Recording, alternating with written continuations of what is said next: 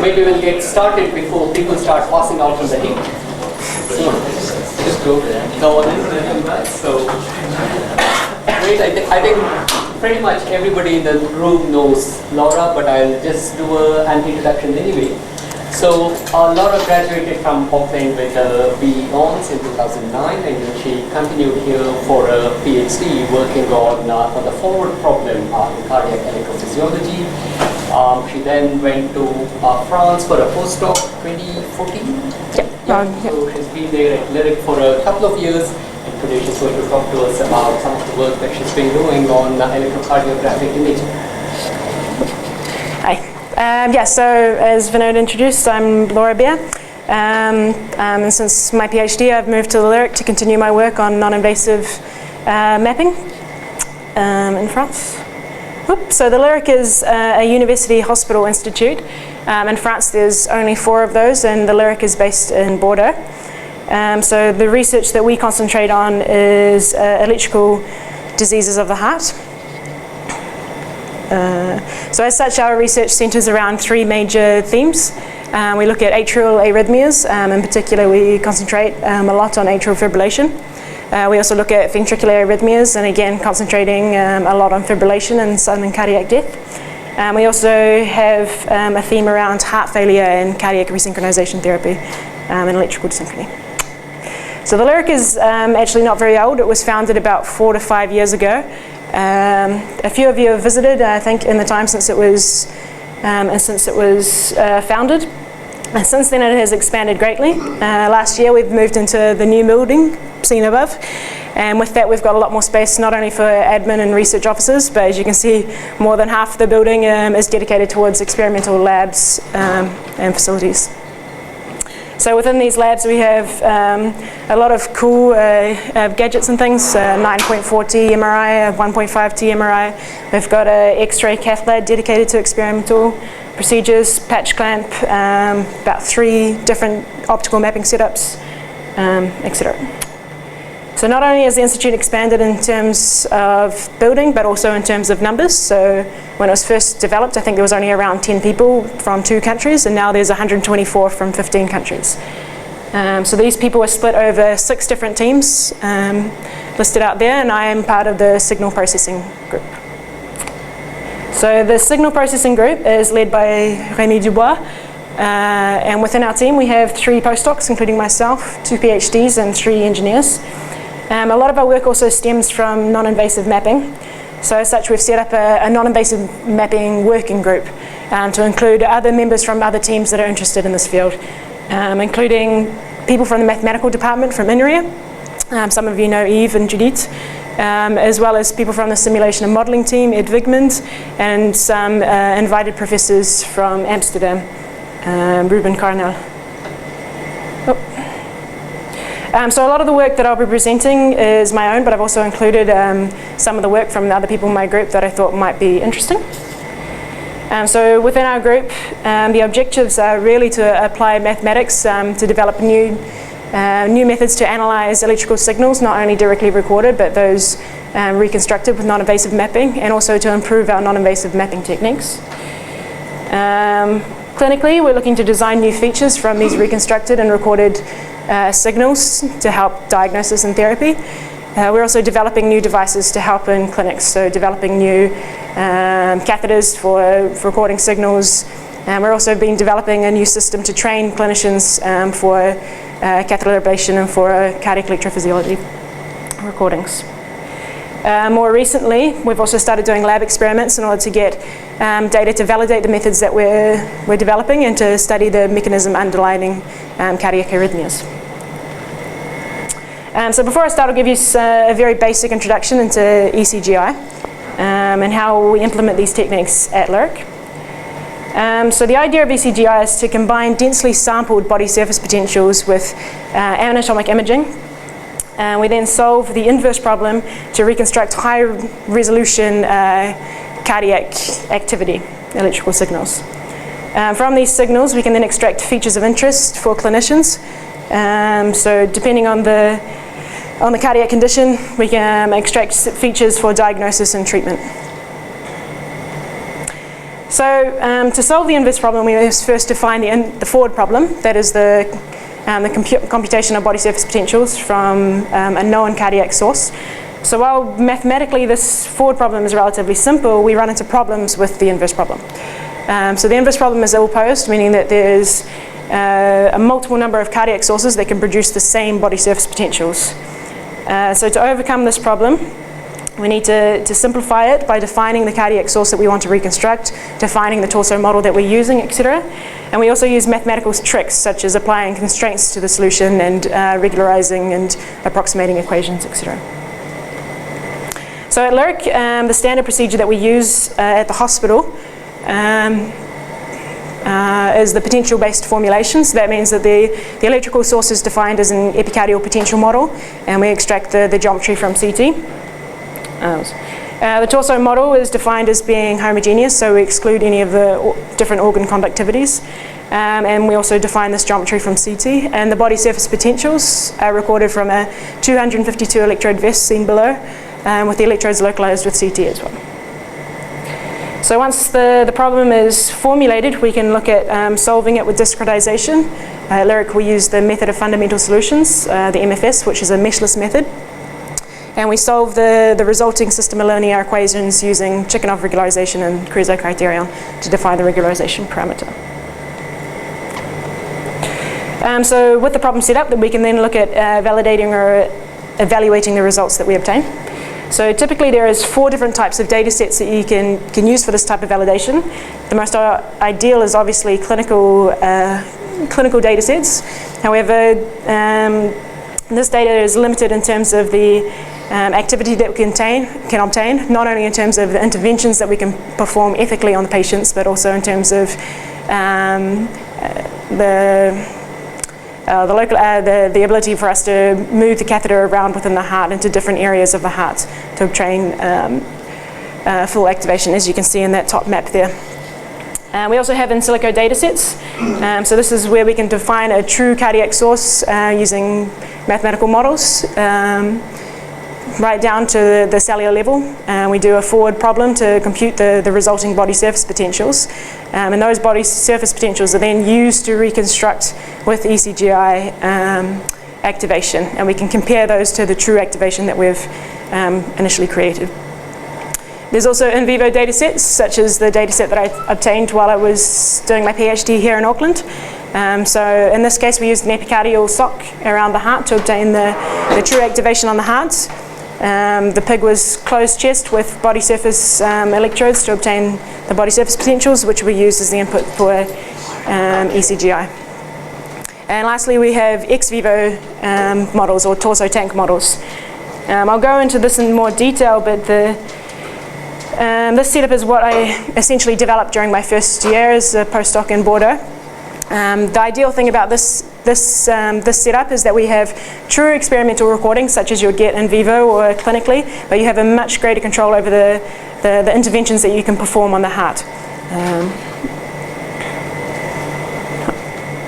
So going into the, oh wait a minute, yeah. Okay, so the protocol for each tank experiment is roughly the same, with just differences in terms of the interventions that we perform. So we start off with a blood perfusion, a Langendorf perfusion of the heart, while we prepare it ready to put into the tank. So this includes things as using the electrode sock. How do I go? Can you see that there? No. Okay, so the electrode sock we see here with 108 electrodes. This is wrapped around the heart to record epicardial potentials. During this time, we can also put catheters inside the endocardium to record endocardial potentials, add pacing electrodes, add ablation catheters, and prepare for any intervention that we want to do, ligate the LED, etc. Once we've finished on the blood perfusion and we're ready to put the heart inside the tank, we then do a transfer over to a thyroid solution, which is clear. There we go. And the heart is placed roughly inside, in the correct anatomical position inside of the tank. Once inside the tank, we then fill the tank up with thyroid as well, and we can perform mapping simultaneously from 252 electrodes, which are embedded inside the tank, from the epicardial sock and from any other catheters that we might have inside of the heart. We do these measurements before and after any interventions that we perform on the heart. Once mapping is complete, then we need to obtain the geometry of the heart and the location of the electrodes within the tank. Initially we were using MRI, as you can see down here. In terms of the MRI, we had a lot of artifacts from the epicardial electrodes that we were using. This worked well in terms of localizing the epicardial electrodes themselves. We could use the center of the artifact, but it meant that we were kind of obscuring the actual location of the heart, the heart wall, the epicardial surface. Recently we've had an angiographic CT become available to us within our institute, and so we're now using that, and you can see the images that we get from there. They're much clearer, and we can have the epicardial sock locations with much higher resolution. We can also inject things like iodine into the coronary artery system to localize that as well.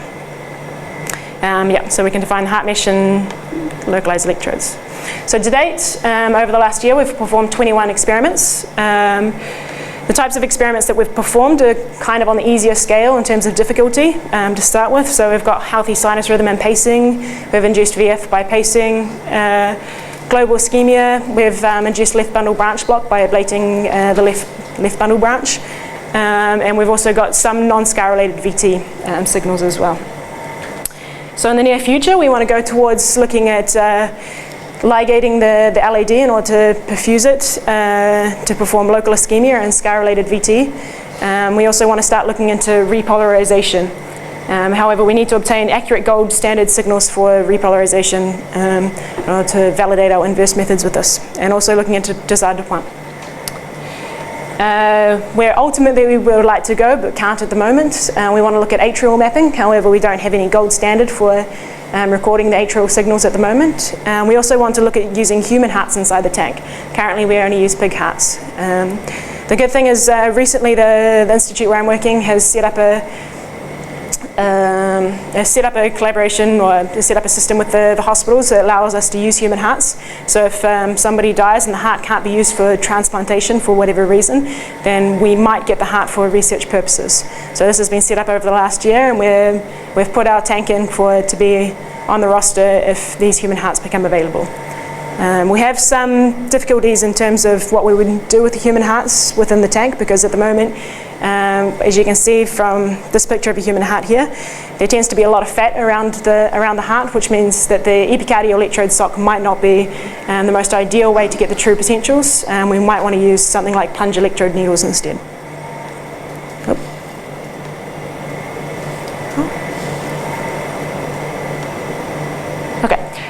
So as I mentioned before, one direction we want to move into is repolarization.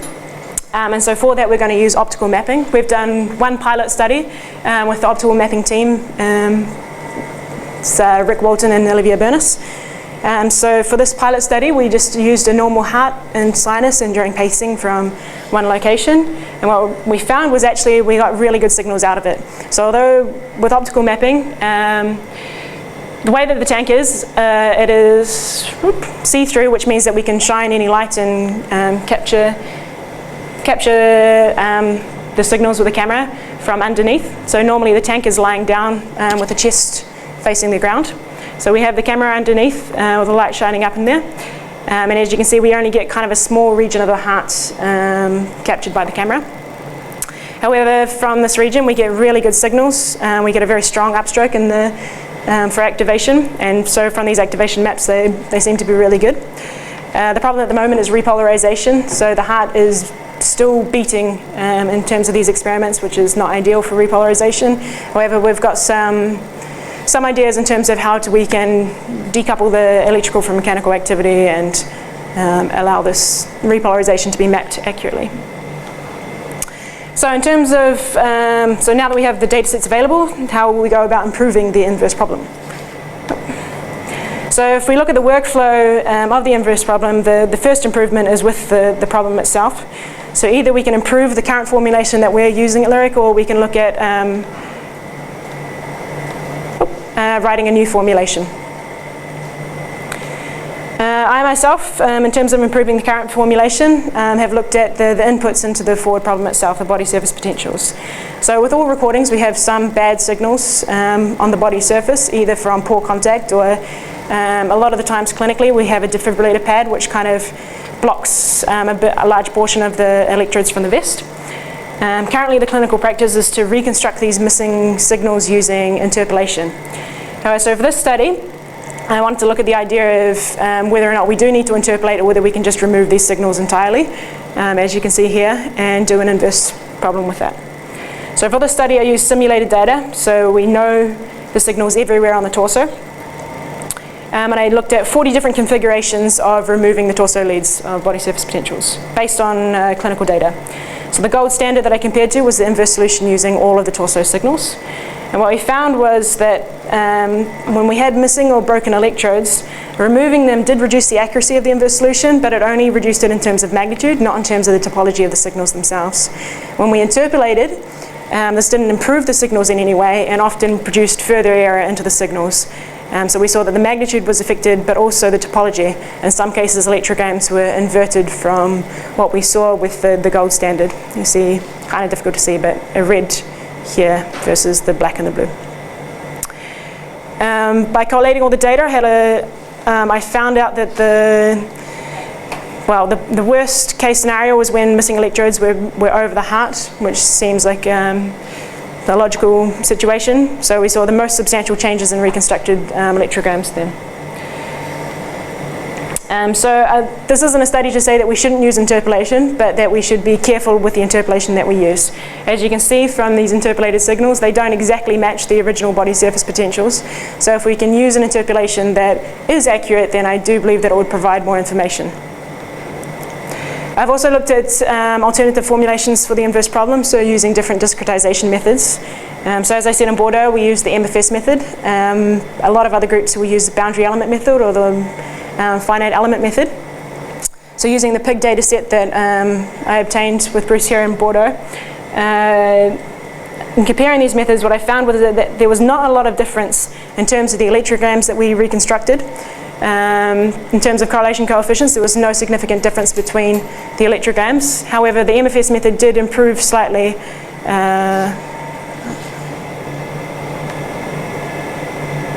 Was it that way? Okay.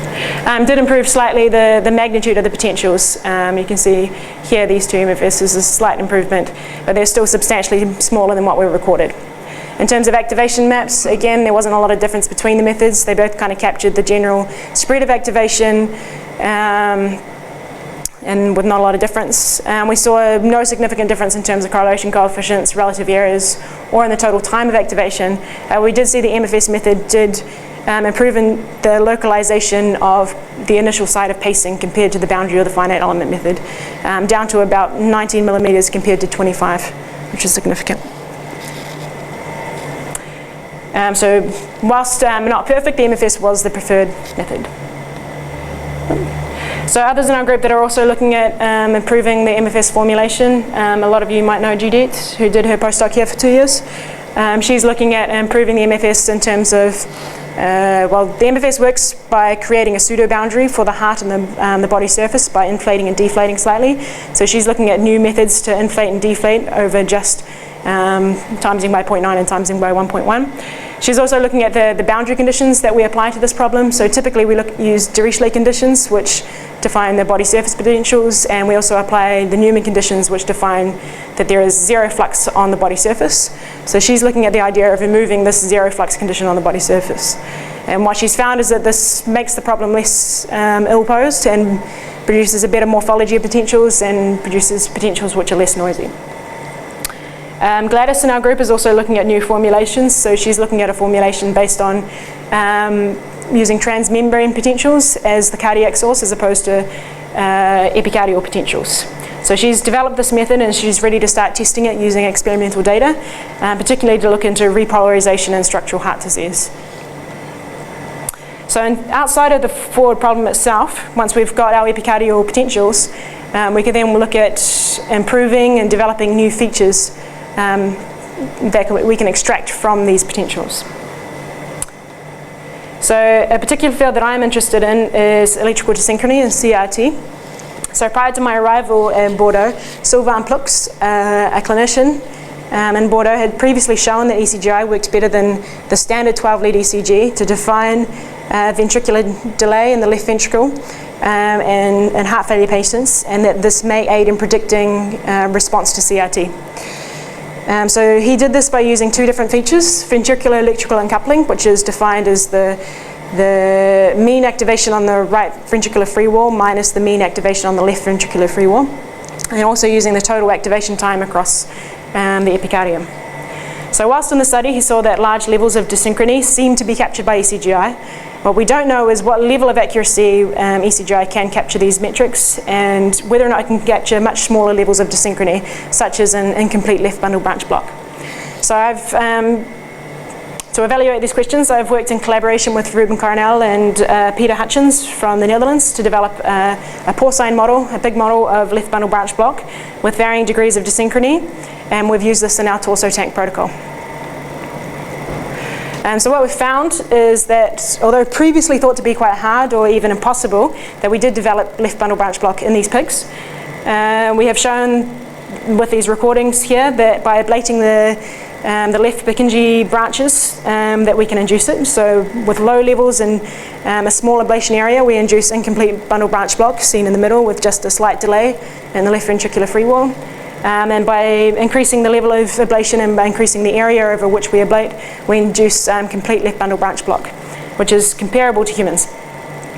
So that is the total activation time. We see that the QRS interval is more than doubled in terms of the complete left bundle branch block.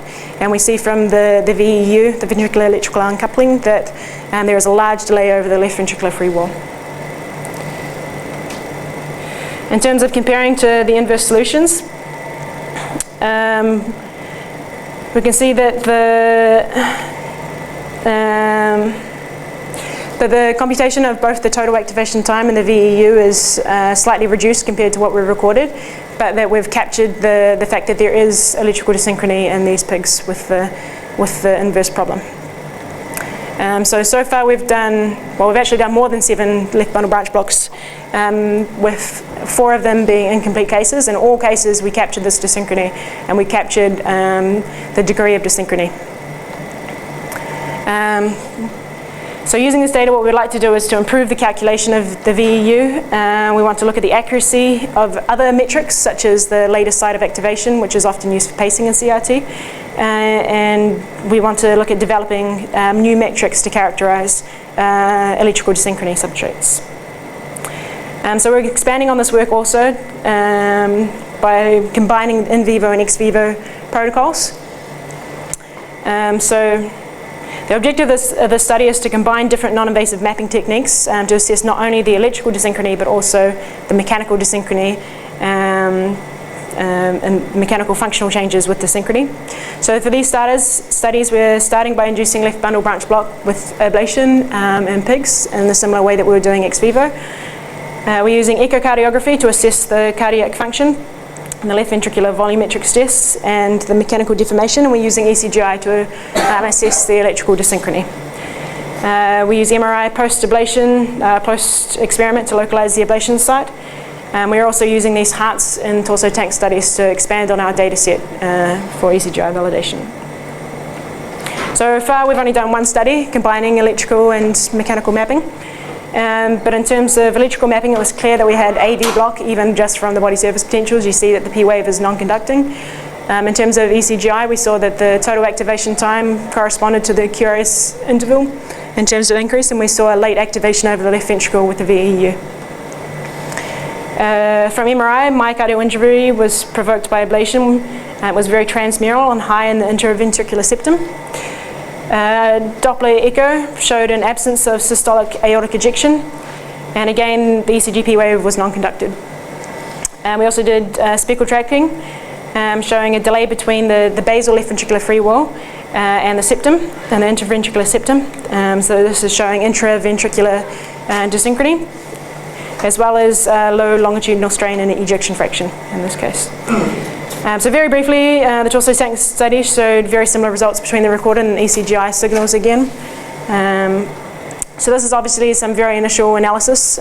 So we're going to expand on this to examine ways that we can combine the electrical and the mechanical mapping together to look at how electrical mechanical delay affects patients with CIT eventually. So others in the group are also developing and improving feature extraction methods. Tanvir there is working with ventricular fibrillation, so he's looking at phase mapping and dominant frequency mapping and validating his results using the torso tanks data as well. We also have Corentin, a PhD student who's developing algorithms to compute conduction velocity maps from ECGi signals.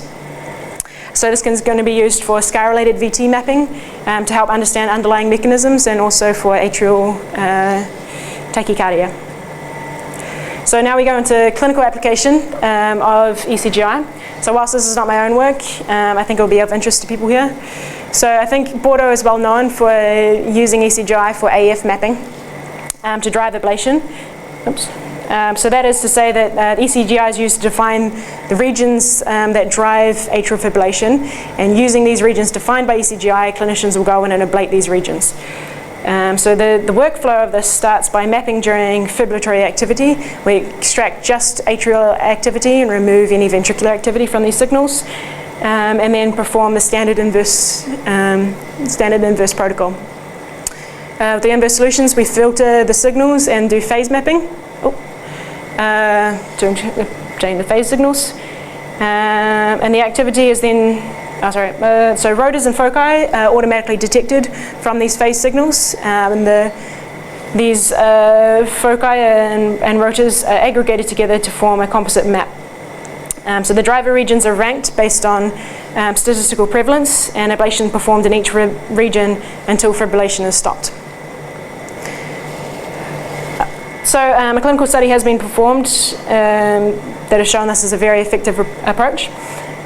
So importantly, AF termination was seen in a significantly shorter time, in a significantly shorter RF application than during the one needed to, compared to using conventional methods, which is PV isolation and electrogram-based lines.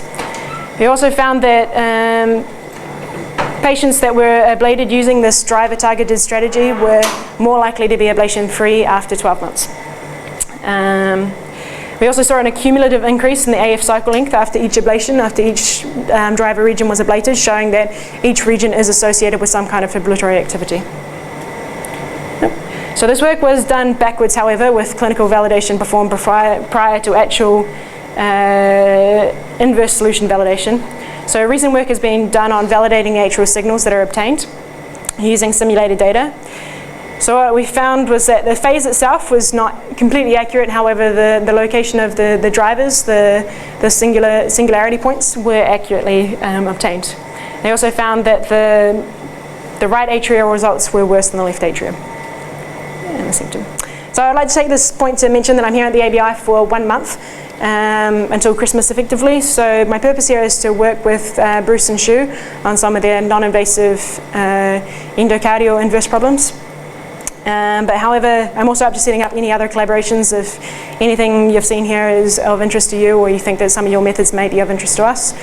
So feel free to come chat with me on level 6, or my email's there if you can't find me. Thanks.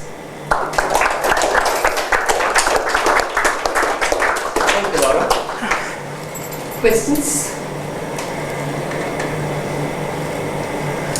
Can I ask one about the inverse one? And this might be quite a simplistic question, but is the ill posedness there because you can only sample at a discrete number of points, or would it be there even if you had every bit of information possible, so you knew the potential at any given point on the torso? Would that still be an ill-posed problem?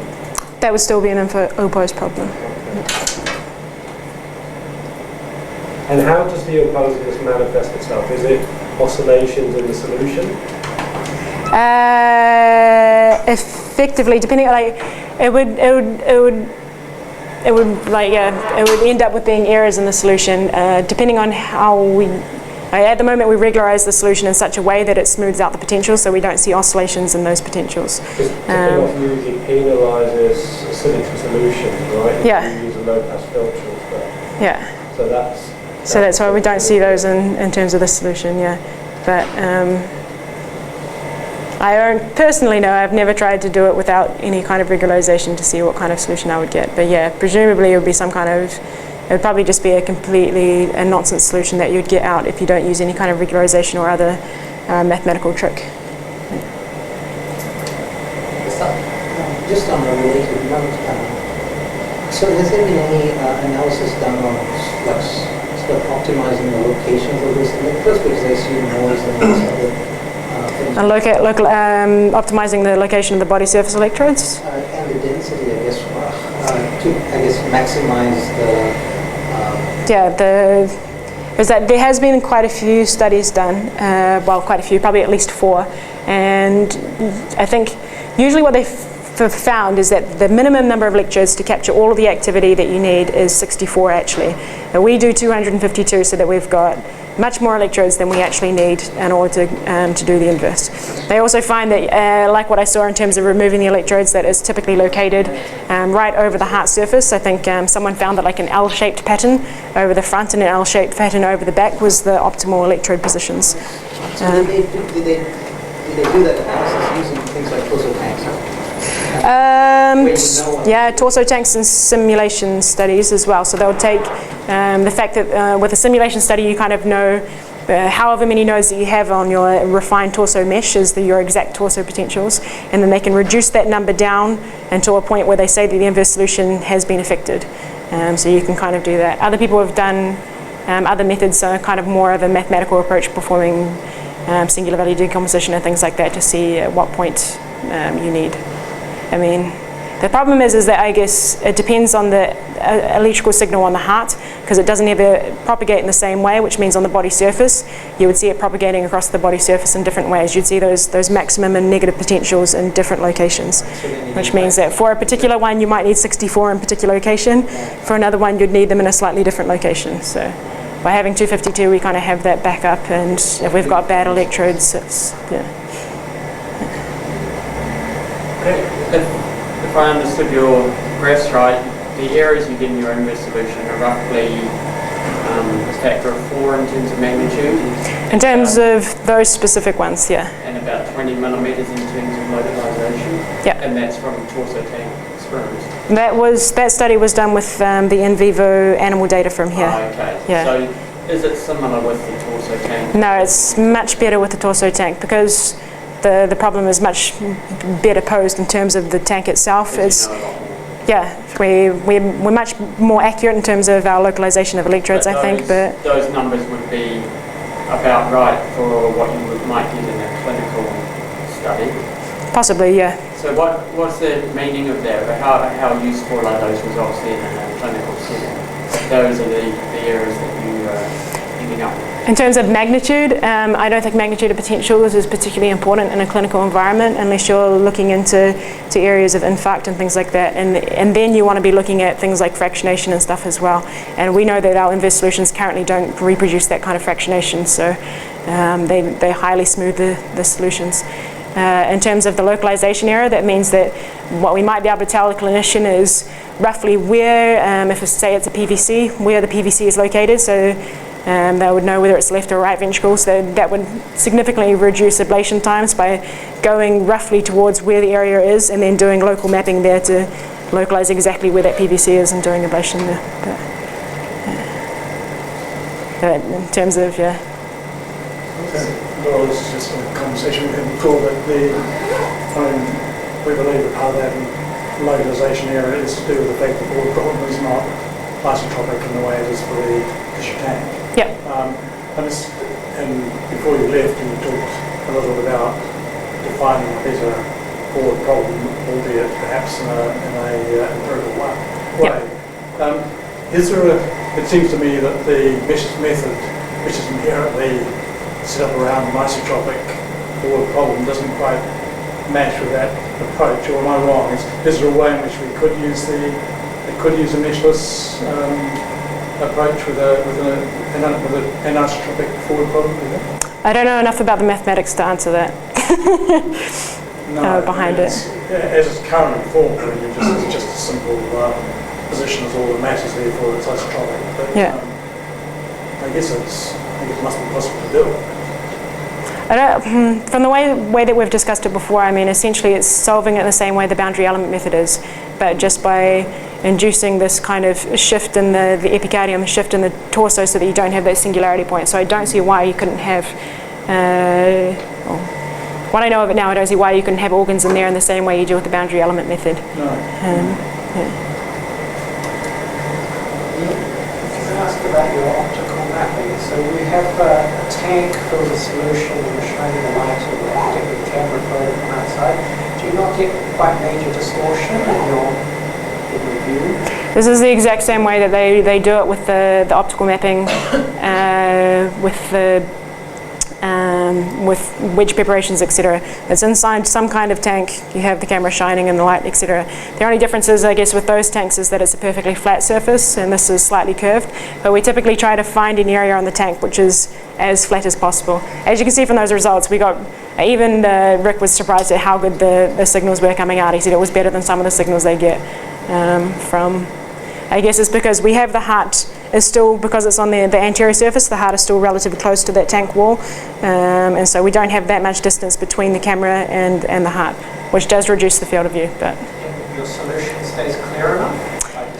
yeah, so in this particular study we didn't do a blood perfusion beforehand, we kept it as simple as possible, but because we've got 40 litres of thyroid compared to the 2 litres of blood that we do at the start, we tend to wash out any of the blood that we have in there. And the worst case scenario, it does go a little pink, but we can definitely control that and keep the solution clear. I was just going to say, I thought I heard you mention you had endocardial catheter electrodes as well. Yeah. Do you use those? I mean, you Currently, talk a no. lot about epicardial potential. So what are you going to do with those? The idea at the moment, especially in terms of the work that I'm doing with electrical desynchrony, is to start looking at inverse solutions that reconstruct to the endocardial surface, so that we can get more of an idea of what the intraventricular delay is as well as the interventricular delay. So that is the idea of that. So you use that as a validation for those signals. I mean, can you use the same sort of methods, or are you going to go back to these activation sort of based? We'll go to activation-based ones. I mean, at the moment, the work that I'm doing is we calculate the potential, we calculate the activation time, and we calculate metrics from those. If we can go directly to the activation times, because we don't use the potentials at all, then it's going to be a better post problem, and we'll have better solutions. So, yeah.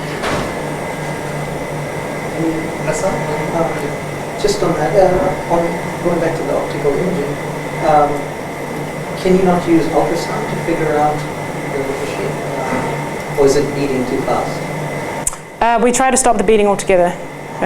In this case, we did try to stop it with an injection of blebistatin. However, we use the same bolus injection that you use in 2 litres of solution, and normally it takes a good 20 minutes to half an hour of reperfusion for that to cut out the mechanical activation. However, because we did a bolus into 40 litres, that wasn't, it completely diluted it and it didn't recirculate. Yeah, because, so, I mean, using one camera, if you use multiple cameras or ultrasound or something, and you do 3D view of the surface, the view of the surface, you possibly could track the deformation.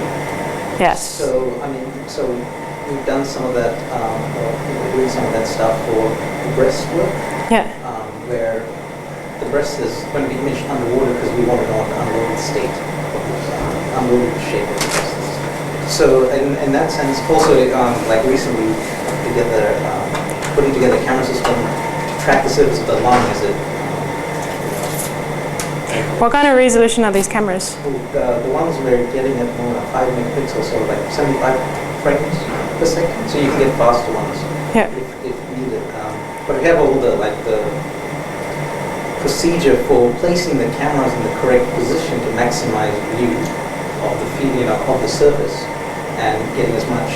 How many cameras do you need as well? For the lung, 8 cameras can see around 92% of the surface, and that's 3 cameras. So 3 cameras can see a point, and that depends on what constraints you're putting on how much the camera and the surface normal, how much they can vary. So if your camera is pointing at a surface that's like that, you won't be able to get anything. So Yeah. you want it as normal. You want no expansion. Okay, in that sense, I don't think that would be possible with the tank, especially with places like around the arm, etc. The only real clear surface that you can get through to see the tank is on the chest and on the back. Coming around the sides, you have kind of the arms and everything going around. But can you not actually either make your own, in the sense where the camera becomes part of the casing? In the sense that you cut and keep it completely waterproof and hold 40 litres. It's well, it's kind of might be possible because at the moment we've created a underwater container for the cameras, which is yeah. it might be. But then we'd also want to have electrodes probably at a lot of the points where we have the cameras as well. It seems possible. Oh, I see. Yeah, but in a very high technical challenge. Maybe ultrasound or something. I have thought about ultrasound with the tank. I just don't know how. I don't know about in terms of the plastic itself how well an ultrasound works through rigid plastic that it has. Yeah. All right. So if we don't have any other questions, we'll thank Laura for a very interesting seminar.